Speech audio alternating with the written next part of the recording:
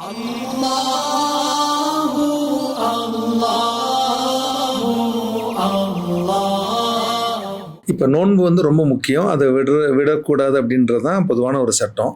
ஆனால் நோன்பை விடுறதுக்கான சட்டம் அந்த மாதிரி யாருக்கும் இருக்குதா சார்? அதே மாதிரி அறவே நோன்பு வைக்க முடியாதவங்க இருப்பாங்க, அவங்களால நோன்பு வைக்க முடியாத சூழல் இருப்பாங்க, இவங்களுக்கான சட்டம் என்ன? நோன்பு விடுவதற்கு சிலருக்கு மார்க்கம் அனுமதிக்குது. இதுவும் குர்ஆனிலே சொல்லிட்டான், ஃபமன் ஷஹித மின்குமு ஷஹர பலியசும். ஒரு ஊரிலே ரமலான் மாதத்தில் நீங்கள் இருந்தால் நோன்பு வைக்க வேண்டும். அடுத்து இரவு சொல்கிறான், வமங்கான மரீலன் அவ் அலா சஃபரின். உங்கள் யாராவது நோயாளியாக இருந்தால் அல்லது உங்கள் யாராவது பயணத்தில் இருந்தால் நோன்பை விட்டுக்கிறங்க. ஃபஇத்தத்தும் மின் ஐயாமின் உஹர். ரமலான் முடிந்து வேறு நாட்களில் அதை கலா செய்து கொள்ளுங்கள் என்று அல்லாஹ் சொல்லிட்டான். அப்போ நோயாளியும் நோன்பு விட்டு கொள்ளலாம், அதே போல் பயனாளியும் நோன்பு விட்டு கொள்ளலாம். பயனாளி இல்லை, இது பயணி, ஆமாம் பயணி, பிரயாணி அப்படிவாங்கல்ல, அவரும் விட்டு கொள்ளலாம். ஆனால் இதிலும் வியாதி அப்படின்னு சொன்னால் அதுக்கு ஒரு அளவு கண்ட்ரோல் இருக்குது. சும்மா சின்ன சின்ன இதுக்கெல்லாம் காலில் முள்ளு குத்திருச்சு அதனால நான் நோன்பு விட்டேன்னு சொல்லக்கூடாது.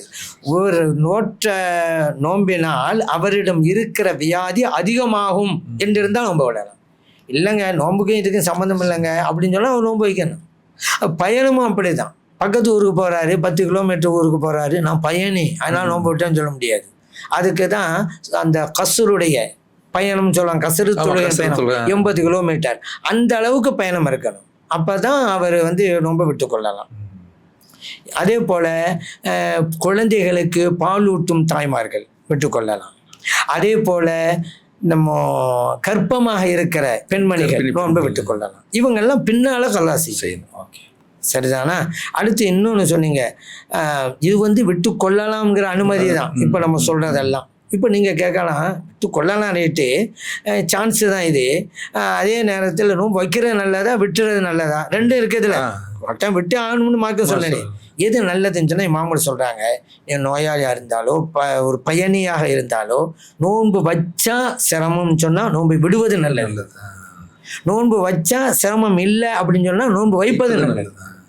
அழகாக சொல்லிட்டாங்க. வியாதிக்கும் அதுதான், பயணிக்கும் அப்படி தான் அந்த சட்டம். அதே போல் ஆனால் ஒரு பெண்கள் வந்து ஹைல நிஃபாஸ் மாதவிடாய் பக்கத்தில் இருந்தாலோ பேறுகால உதிரப்போக்கில் இருந்தாலோ அவங்களாம் நோன்பு வைக்கக்கூடாது. விட்டு கொள்ளலாம்ங்கிறது இல்லை, நோன்பு வைக்கக்கூடாது அப்படிங்கிறத புரிஞ்சுக்கணும். சரி, அடுத்து சரி நோன்பு வைக்க சக்தி உள்ளவர்கள் அந்த நேரத்தை விட்டு கொள்ளலாம், பின்னால் கதை செய்யணும். அதான் அல்லா தாலா சொல்ல, நீங்கள் நோயாளியா, நீங்கள் பயணத்தில் இருக்கீங்களா, நோன்பை விட்டுருங்க, பின்னால் கல்லா செஞ்சுருங்கன்ட்டான். இப்போ ஒருவர் இருக்கிறாரு, அவருக்கு பின்னால் கல்லா செய்யவே வாய்ப்பில்லை. இப்போ இவர் என்ன செய்யறது?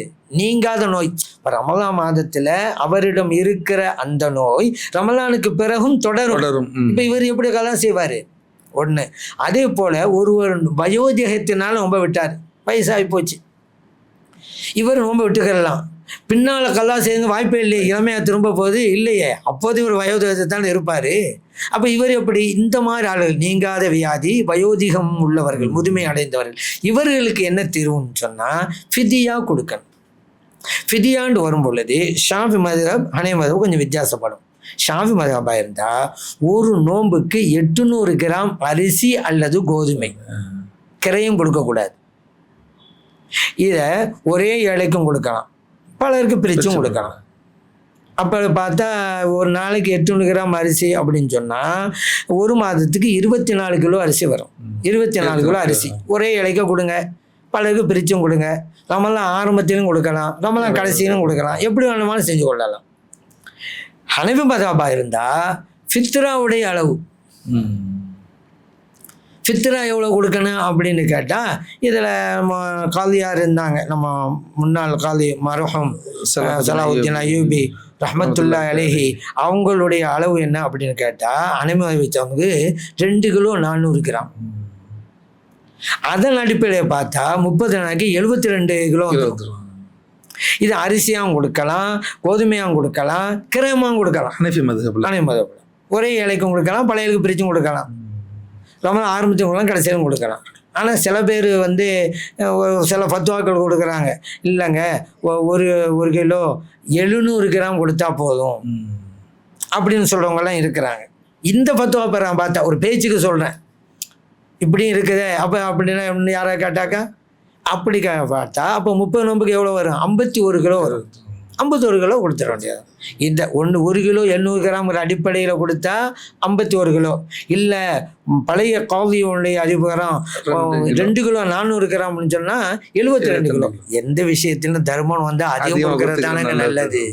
கொடுத்து குறைந்ததாக வரலாறு இல்லை, கொடுக்காமல் நிறைந்ததாகவும் சரித்திரம் இல்லை.